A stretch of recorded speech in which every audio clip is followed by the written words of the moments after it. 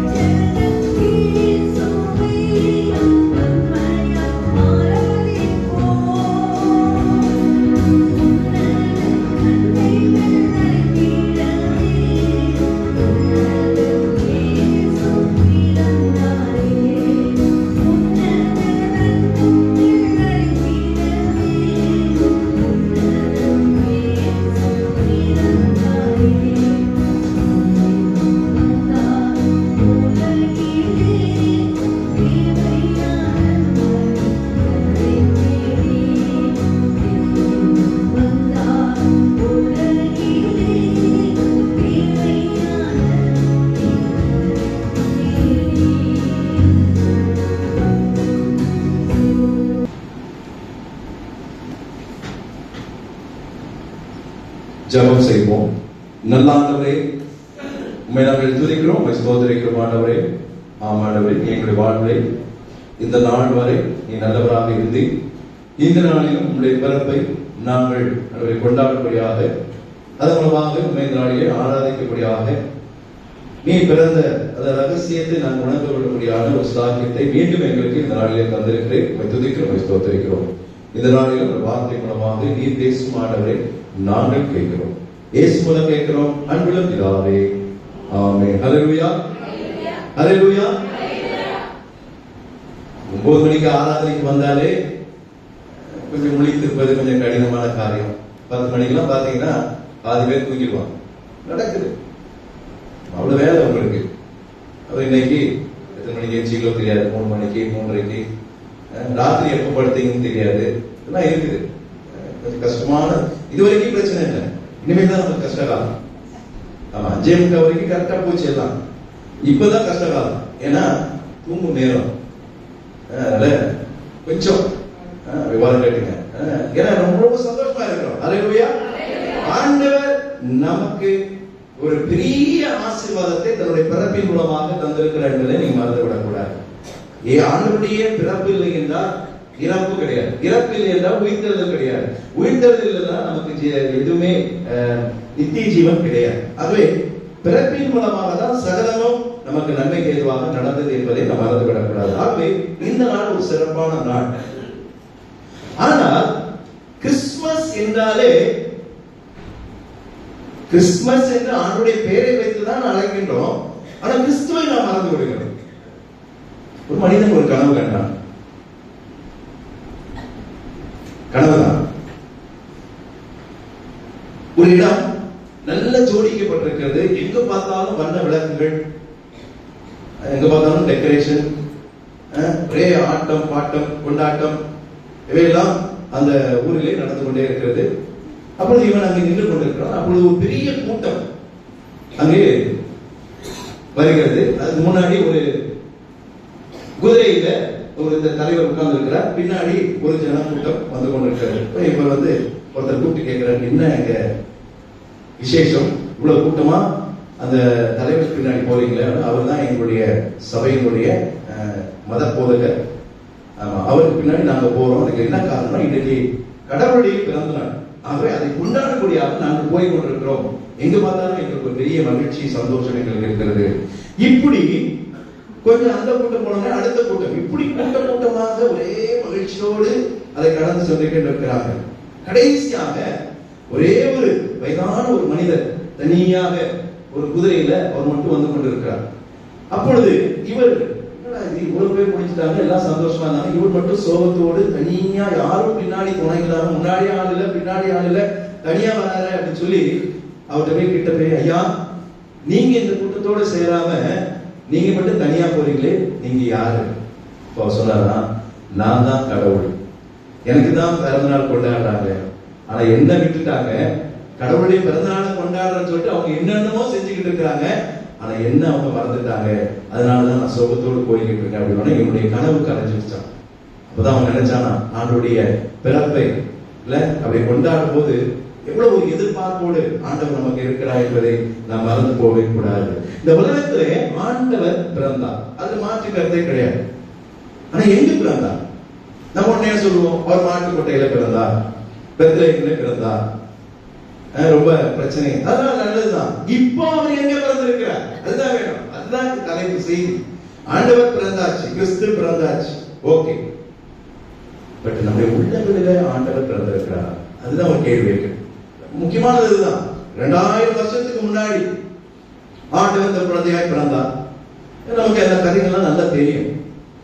இல்லங்களில பிறந்திருக்கிறோம், நம்முடைய இல்லங்களிலே ஆண்டவர் பிறந்திருக்கிறார், அதுல மாற்றுக்கிறதே கிடையாது. நீங்க எல்லா வீட்டுல போனீங்கன்னா என்ன நடக்கும், உள்ள வீட்டுக்குள்ள டெக்கரேஷன் இல்ல இப்படி வச்சிருக்கீங்க, ஏன்னா அங்க இயேசு பிறந்திருக்கிறார். ட்ரீ வச்சிருப்போம். இன்னைக்கு ஒரு சிறப்பான நாள், நமக்கு பக்கத்துல இருக்கிறவங்க என்ன கொடுப்போம், பிரியாணி கொடுப்போம், இல்ல பிரியாணி கொடுப்போம், இல்ல ஏதாவது ஸ்நாக்ஸ் கொடுப்போம், இல்ல கேக் கொடுப்போம்.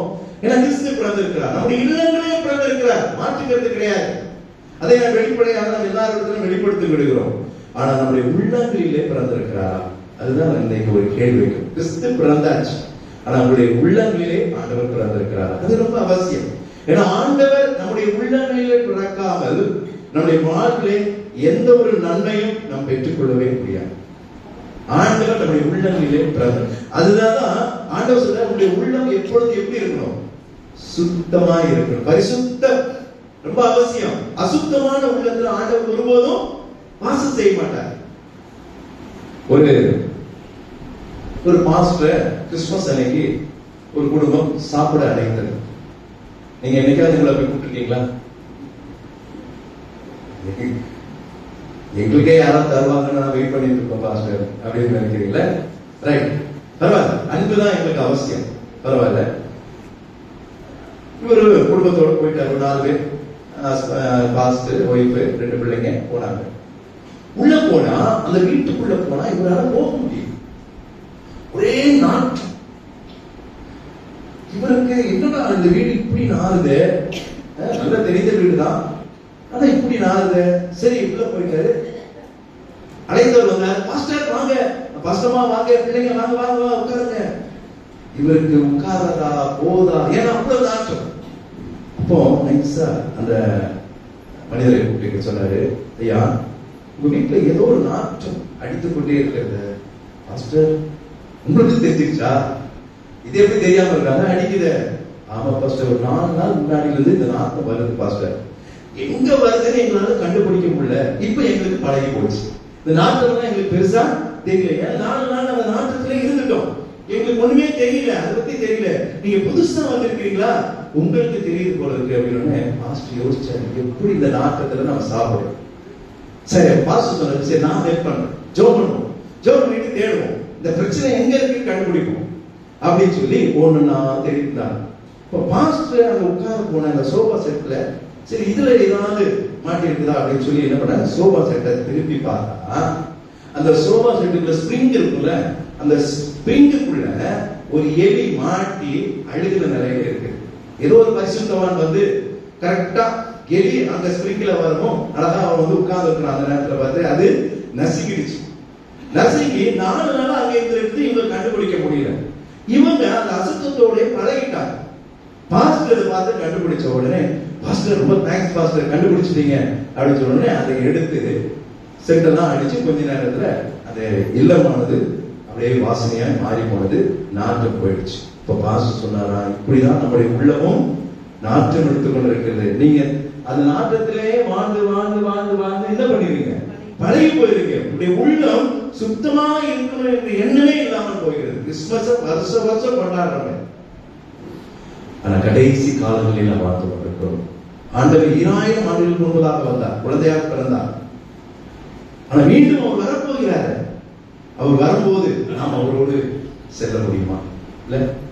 ஆண்டவர் நம்முடைய உள்ளத்திலே இருந்தால் மாத்திரமே ஆண்டவரோடு நாம் செல்லலாம். அதை நீங்க மறந்து விடக்கூடாது. அப்போ ஆண்டவர் பிறந்தாச்சு, அந்த பிறப்பினாலே நமக்கு கிடைத்த நன்மைகள் என்ன என்று சொல்லி ஒரு சில காரியங்களை இன்னைக்கு நாம் பார்க்க போறோம். முதலாவதாக லூக்கா எழுதின சுவிசேஷம் 2ஆம் அதிகாரம் 9ஆம் வசனத்தை வாசிங்க. லூக்கா 2ஆம் அதிகாரம்.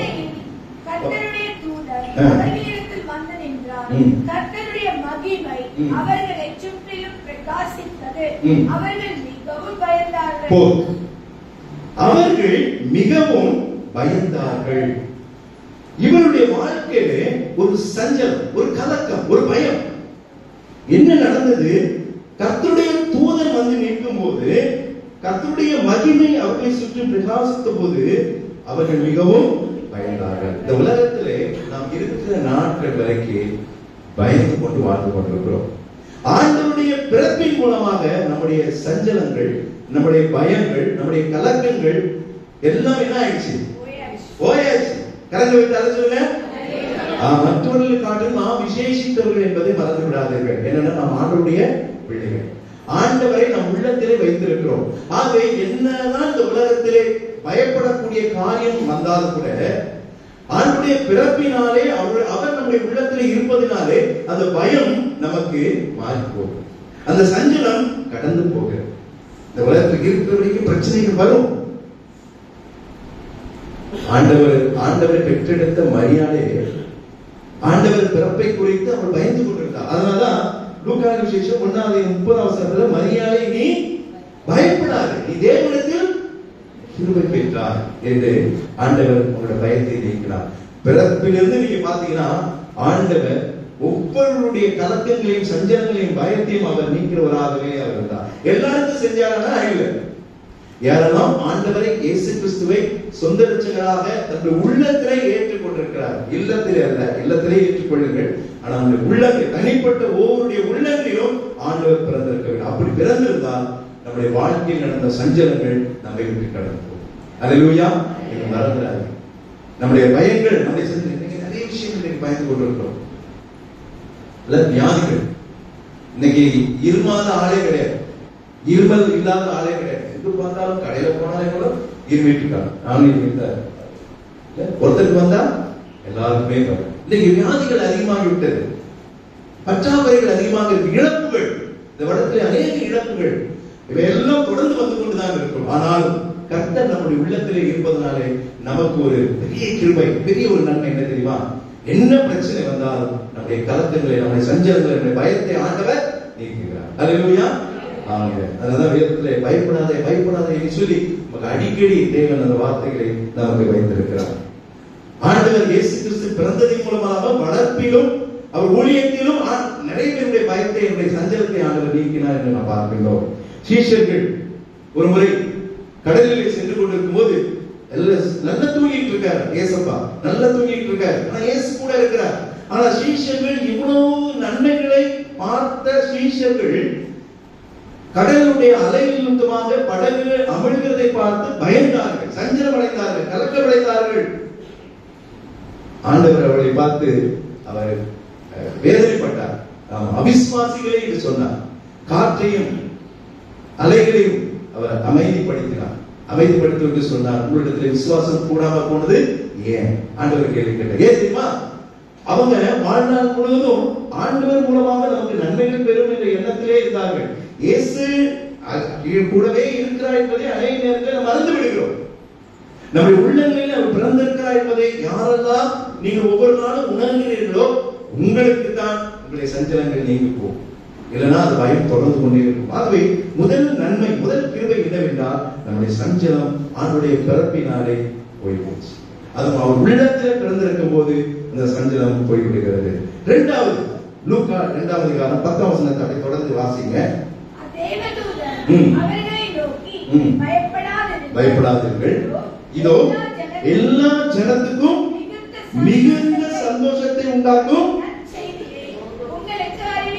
இரண்டாவது, ஆண்டவர் நம்முடைய உள்ளத்திலே பிறந்திருக்கிறதுனாலே சந்தோஷம் வந்தாச்சுங்க. அல்லேலூயா. உங்க முகத்துல பார்க்கும்போது அப்படி ஒரு சந்தோஷம் தெரியுது. ஆமா, எனக்கு தெரியுது.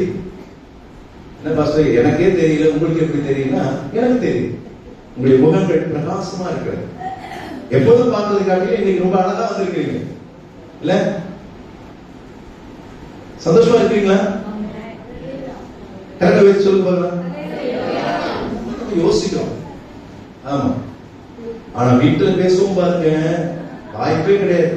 ஆமா, கணவனை திட்டுறதுலையும் சரி, மனைவியை திட்டுறதுலையும் சரி, பிள்ளைகளை கண்டிப்பதிலையும் சரி, மற்றவங்களோட சண்டை போடுறதுலையும் சரி, நம்ம சத்தத்துக்கு இணங்க யாரும். ஆனா இங்க வந்தா மட்டும்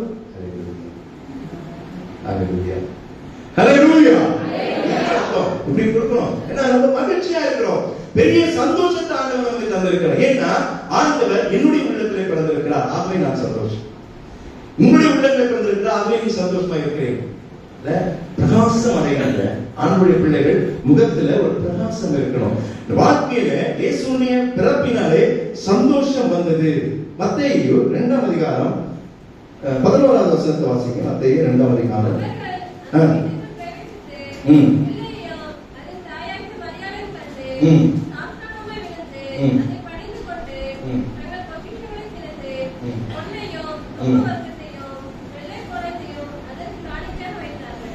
இங்கே அவர்கள் சந்தோஷமாக வந்து பணிந்து கொண்டு இவங்க என்ன பண்ணாங்க? குழந்தையை ரட்சித்தார்கள் என்று வேதத்தில் வாசிக்கிறோம். ஒரு பெரிய சந்தோஷம். சந்தோஷம் உங்களுடைய வாழ்க்கையில இருக்குதா? பாட்டுலாம் பாடுவோம், சந்தோஷமா இருங்க. எப்பொழுது? எப்பொழுதும். ஆனா இருக்கிறோமா? பாஸ்டர், ஒரு பிரச்சனை வந்தா பரவாயில்ல பாஸ்டர், பிரச்சனையே பிரச்சனையா வருது. நான் எப்படி சந்தோஷமா இருக்க முடியும்? இல்ல, ஆண்டவர் நம்முடைய உள்ளத்திலே இருப்பாரானால், கிறிஸ்துவனுடைய உள்ளத்திலே பிறந்திருந்தாரானால், நீங்கள் எல்லா நிலைகளிலும் எப்படி இருப்பீங்க? சந்தோஷமா இருப்பீங்க. பிரச்சனைகள் மத்தியில தான் சந்தோஷமா இருக்கணும். அதனாலதான் பிலிப்பியர் 4:4 அப்போஸ்தலன் பவுல் சொல்றாரு, கர்த்தருக்குள் எப்பொழுதும் சந்தோஷமா இருங்கள் என்று மறுபடியும் சொல்றேன். மறந்து வரும், துக்கத்தோடு போறோம். ஆண்டவரை தரிசித்தவர்கள், ஆண்டவருடைய பிறப்பை ருசித்தவர்கள், ஆண்டவருடைய பிறப்பை உள்ளத்திலே நீங்கள் ஏற்றுக்கொண்டவர்கள் ஒருபோதும் நீங்கள் சந்தோஷம் இல்லாமல் இருக்கவே மாட்டாங்க. எல்லா நிலைகளிலும் சந்தோஷம். அது கிடைத்ததுக்கு காரணம் ஆண்டவர் இந்த உலகத்திலே குழந்தையாக. அதான் இன்னைக்கு நம்ம கொண்டாடி கொண்டிருக்கிறோம். கொண்டாட்டம்னு என்ன யோசிக்கிறோம்? டெக்கரேஷன், சாப்பாடு எல்லாம் என்ன செய்யுங்க, எல்லாம் கொடுங்க, எல்லாம் திக்குவாங்க. தீபாவளிக்கு மட்டும் வாங்கிடுறாங்க, பொங்கலுக்கு மட்டும் வாங்கிடுறாங்க. ஆனா கிறிஸ்துமஸ் ஆனா ஓடி ஒழிச்சுக்கிறாங்க சொல்லுவாங்க. மகிழ்ச்சியை கொண்டாடுங்க, அதனாலதான் நம்ம ஏழை எளியவர்களுக்கு உதவி செய்கிறோம். ஆனா அதை எல்லாத்தையும் காட்டிலும் நம்முடைய உள்ளத்துல ஆண்டவர் இருக்கு. அப்பதான் அந்த நிஜ சந்தோஷத்தை நீங்க அனுபவிக்க முடியும். அப்போ ஆண்டவருடைய பிறப்பினாலே நம்முடைய சஞ்சலம் போனது மாத்திரமல்ல, ஒரு சந்தோஷம் நம்முடைய வாழ்விலே வந்தது என்பதை நம்ம மறந்து விடக்கூடாது. சகையுடைய வாழ்க்கையிலே நல்ல பணக்காரன், பெரிய கோடீஸ்வரன். ஆனா அவன் எப்போ அவனுடைய வாழ்க்கையில சந்தோஷம் வந்துச்சு தெரியுமா? எப்போ வந்தது? இயேசுவை அவன் அழைத்து ஏற்றுக்கொண்டு தன்னுடைய பாவத்தை உணர்ந்து எல்லாவற்றையும் அறிக்கையிட்டு, ஆண்டவரே நீதான் எனக்கு என்று சொல்லி உள்ளத்துல அவன் என்னைக்கு ஏற்றுக்கொண்டானோ அன்னையிலிருந்து தான் சகையுக்கு. அதுக்கு முன்னாடி எல்லாம் இருந்தது, ஆனா என்ன இல்லை? சந்தோஷம் இல்லை. ஆனா இயேசுவை அவன் ஏற்றுக்கொண்ட பிறகு, உள்ளத்தை ஏற்றுக்கொண்ட பிறகு அவனுடைய வாழ்க்கை சந்தோஷம். ஆண்டவர் சொல்ற, இன்றைக்கு இந்த வீட்டுக்கு இவனும் ஆபிரகாமின் குமாரனாய். எவ்வளவு பெரிய சாட்சிங்க! இயேசு அவருடைய உள்ளத்திலே பிறந்ததினாலே அவருடைய வாழ்க்கையில ஒரு பெரிய சந்தோஷம். பணம் சந்தோஷம் கொடுக்கல, அவனுக்கு புகழ் அவனுக்கு சந்தோஷம் கொடுக்கல, எல்லாம் இருந்தது, ஆனா துக்கத்தோடு இருந்தான். ஆனா இயேசுவை ஏற்றுக்கொண்டவரை அவருடைய வாழ்க்கையிலே ஒரு புது சந்தோஷம், ஒரு புது மகிழ்ச்சி. உங்களுக்கு அது வேணும்னா நீங்க இயேசுவை உள்ளத்துல வச்சிருக்க, அது ரொம்ப முக்கியம். சரி, மூன்றாவது கிடைத்த ஆசீர்வாதம் என்ன? லூக்கா சுவிசேஷம் 2ஆம் அதிகாரம் வாசிக்க கேட்ட படித்த 4ஆம் வசனத்தை வாசிக்க 14.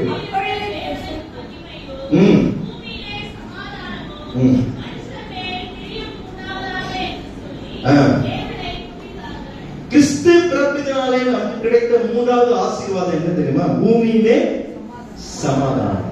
இப்ப மூன்றாவது சமாதானம் பெற்றாச்சு. சமாதானம் ஈஸியா கிடைக்காதீங்க. சந்தோஷத்தை கூட நீங்க வாங்கிடலாம். இன்னைக்கு வீட்டுல போயிட்டு ஒரு மட்டன் பிரியாணி சாப்பிடும் போது இருக்கிற ஒரு சந்தோஷம் வாய்ப்பே கிடையாது. ஆமா, மட்டன் பிரியாணி தான் முதல். பிரியாணினாலே மட்டன் தான், சிக்கன் பிரியாணி தான் யாரும் விருப்பத்தில். மட்டன் சாப்பிடக்கூடாதுன்னா வந்து சிக்கனுக்குள்ள ஓடிடுறாங்க. ஆனா பிரியாணினாலே என்ன டேஸ்ட்? என்ன சொல்லுங்க, சாப்பிடும் யாருமே சாப்பிடாத மாதிரி, பிரியாணினா என்னன்னு தெரியாத மாதிரி உட்கார்ந்துருக்கீங்க நீங்க.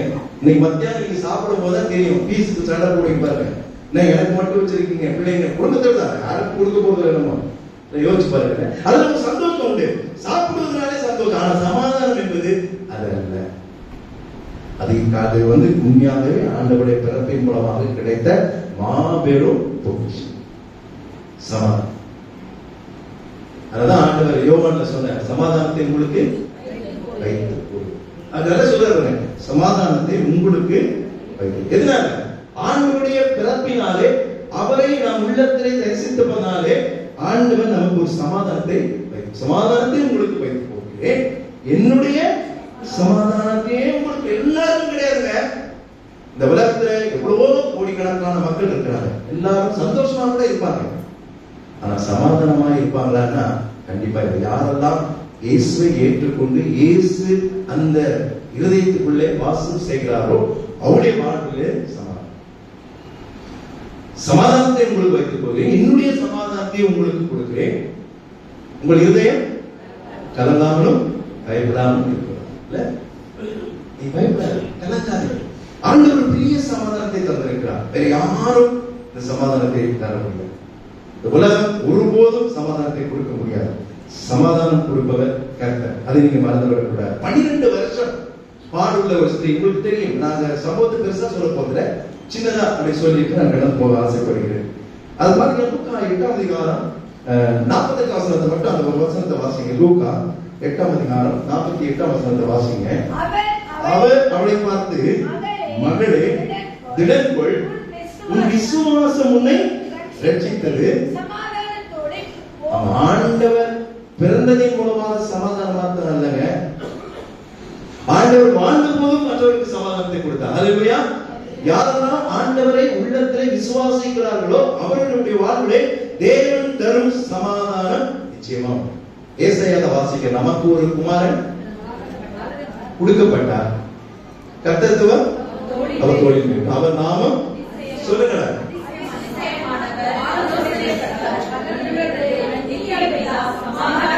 இது பேரு அவருடைய நாமம் சத்தமா சொல்லுங்க, சமாதான பிரபு. எவ்வளவு அருமையான ஆண்டவர் பாருங்க. நீங்க இந்த உலகத்துல யாரும் கொடுக்க முடியாது சமாதானம். இயேசு கிறிஸ்து ஒருவர் தான். அவருடைய உள்ளத்துல இருந்தா மாத்திரம்தான் சமாதானம். இது என்னதான் உங்களுடைய வாழ்க்கையில் இருந்தாலும் சந்தோஷத்தை கூட நீங்க ஆண்டவருடைய ஆண்டவர் இல்லாம நீங்க பெற்றுக்கொள்ள முடியும். அது நீத்தியமானது. கொஞ்ச நேரம் தான் சந்தோஷமா இருக்க முடியும். ஆனா கர்த்தருடைய பிள்ளைகள் எப்பொழுதும் சந்தோஷமா இருப்பாங்க. அதுதான். ஆனா அதை காட்டிலும் விசேஷமானது சமாதானம். ஆமா, தேவதூதர் வரும்போதுதான் நீங்க சமாதானம் உண்டாவதாக, சமாதானம் உண்டாவதாக. ஆண்டவர் பிள்ளைகள் வரும்போதுதான் சமாதானம் உங்களுக்கு இருக்க கடவுள். இதுதான் சொன்னார். ஏன்னா இந்த ஆண்டவர் தருகிற அருமையான பொக்கிஷம் சமாதானம். அது வேணும்னா ஆண்டவர் உங்களுடைய உள்ளங்கள்ல பிறந்தார். 12 வருஷம் பெரும்பாலுள்ள ஸ்திரீ அவன் வாழ்க்கையில எல்லாவற்றையும் இழந்து ஒண்ணுமே இல்லாத நிலைமையில துக்கத்தோடே வாழ்நாள் முழுவதும் அந்த 12 வருஷமும் வாழ்ந்துகிட்டு இருக்கும்போது ஆண்டவரை அவள் நம்பி விசுவாசித்து உள்ளத்துல ஏற்றுக்கொண்டபடியா அவளுடைய பலவீனம் நீங்கும் போது ஆண்டவர் சும்மா அனுப்பியிருக்கலாம். ஆண்டவர் சொன்னாங்க, சமாதானத்தோட ஆலயத்தை விட்டு நீங்க போகும்போது வசனத்தை எத்தனை பேர் நீங்க பாக்குறீங்க? வசனம் சும்மா எழுதி போட்டு அழகுக்கு எழுதி போடல. ஆமா, பார்க்கணும். அது இப்ப பாக்குறீங்க செய்தி மாறும். போகும்போது வாசல்ல ஒரு வசனம் இருக்கு. என்ன இருக்கு? வெறும் சமாதானமா? தேவ சமாதானத்தோடு போய் வாருங்கள். எவ்வளவு பெரிய ஆசீர்வாதம் பாருங்க ஆலயத்துக்குள்ள. தேவ சமாதானத்தோட போய் வாருங்கள். எல்லாருக்கும் நீங்க சொந்தமாக்கி கொள்ள முடியுமா? அது வசனம் இருக்குது. வசனம் உங்களுக்கு சொந்தமாக்கி கொள்ள முடியுமா? முடியும். இயேசு உங்களுடைய உள்ளத்துல வந்தீங்க, உட்கார்ந்தீங்க, போனீங்க. அது பிரயோஜனம் இல்லை. வரும்போதெல்லாம் ஆண்டவர் உங்களுடைய உள்ளத்துல இருக்கிறார் என்பதை நீங்க உணர்ந்து இருக்கணும். ஒருவேளை அது தவறு இருந்தா நீங்க மாறி இருக்கணும். அதுல இருந்து நீங்க விடுபட்டு அதுக்கப்புறம் போகும்போது வார்த்தை உங்களுக்கு நீங்க படிக்கும் போது அது உங்களுக்கு சொந்தமா. தேவ சமாதானம் உங்களுக்கு வேண்டும் என்றால் கிறிஸ்து உங்களுடைய உள்ளங்களிலே பிறந்திருக்கும். அப்போ சஞ்சலம் போயாச்சு, சந்தோஷம் வந்தாச்சு, சமாதானம் பெற்றாச்சு. கடைசியா முக்கியமான ஒரு காரியம் என்னது? ஆண்டவருடைய பிறப்பினாலே, ஆண்டவர் நம்முடைய உள்ளத்தில் இருப்பனாலே நமக்கு ஒரு சன்மானம் கிடைக்கும், கிஃப்ட் கிடைச்சது. என்ன கிஃப்ட் தெரியுமா? வாசிங்க 2ஆம் அதிகாரம் லூக்கா 2:15 வசனத்தை நீங்க வாசிங்க. அவர்களை விட்டு பரலோகத்துக்கு போன பின்பு மேய்ப்பர்கள் ஒருவரை ஒருவர் நோக்கி, நாம் பெத்லகேம் ஊருக்கு போய் நடந்ததாக கர்த்தரால் நமக்கு அறிவிக்கப்பட்ட இந்த காரியத்தை பார்ப்போம் வாருங்கள் என்று சொல்லி. போதும். இங்கே தேவதூதர்கள் வந்துட்டு எங்க போனாங்க? தேவதூதர்கள் மாத்திரம் தான் பரலோகம் போக முடியுமா? நாம போக முடியுமா? போக முடியும் சொல்றோம்னா கரண்ட் வச்சு பார்க்கலாம். எல்லாம் அறமுறையிலே இருக்கிறாங்க. இப்படிதான் அது எப்படிதான் தூக்குறாங்களோ எனக்கு தெரியல. இப்படி தூக்க மாட்டாங்க. தூக்க நம்பிக்கையா இருக்க. உங்களுடைய ஆண்டவருடைய உள்ளத்துல இல்லையா? பாஸ்டர் இங்க இருந்துட்டு சொல்லுவாரு, இன்றைக்கு மரித்தால் கூட நான் எப்படி சொல்றாரு அவர்? இயேசுவானவர் அவருடைய உள்ளத்துல பிறந்திருக்கிறார். நம்முடைய உள்ளத்துல ஆண்டவர் பிறந்திருக்காருன்னா நீங்க ஒருத்தரும் தைரியமா என்ன சொல்லலாம்? நாங்க பரலோகம். தேவதூதர்களோடு நாங்க என்ன இருக்கோம்? பரலோகத்துல. அதுதான பெரிய கிஃப்ட். இந்த உலகத்துல இருக்கிற காலம் பாஸ்டர் நம்ம ஜோசப் தான், பாஸ்டர் எபினுடைய தாயார் 104 வயசு. நான் கேட்டேன் ஜோசப், எப்ப பேசாம கிட்னஸ்க்கு ஏதாவது கொஞ்சம் அப்படியே ட்ரை பண்ண வேண்டியதாங்க. நம்ம 104 நான் கேள்விப்படல. 104 வயசு வரைக்கும் இருந்தாங்க, மரித்தாங்க. அவனுடைய ராஜ்யத்துக்கு கண்டிப்பா அவங்க போயிருப்பாங்க. ஆனா இத்தனை நாள் வாழ்கிறோம் என்பது பெரிய முக்கியமே இல்லை. 104, 14, 28, 40, 60. ஆனா நம்முடைய மரணம் ஆனாலும் சரி, இல்லைன்னா ஆண்டு வருகை ஆனாலும் சரி, நான் பரலோகம் செல்ல முடியுமா? அந்த ஒரு கேள்வியை இந்த கிறிஸ்துமஸ் அன்னைக்கு நான் கேட்டோம். ஏன்னா ஆலயத்துக்கு வருவதனுடைய நோக்கம் இந்த உலகத்திலே ஆசீர்வாதத்தை பெறுவதல்ல. அது நீங்க வீட்டுல இருந்தா கூட உங்களுக்கு கிடைக்கும், நிறையவே கிடைக்கும். ஆனா நாம் ஒவ்வொரு நாளும் நம்மை புதுப்பித்துக் கொள்ள முடியும் ஆலயத்துக்கு வருவதற்குமாக. அப்போதுதான் ஆண்டுடைய பிறப்பை நம்முடைய உள்ளத்தில் ஏற்று நமக்காக ஆண்டவர் வைத்திருக்கிற அந்த நித்திய ஜீவன் என்கிற அந்த பரலோக வாழ்வை நாம் என்ன பண்ண முடியும்? பெற்றுக்கொள்ள முடியும்.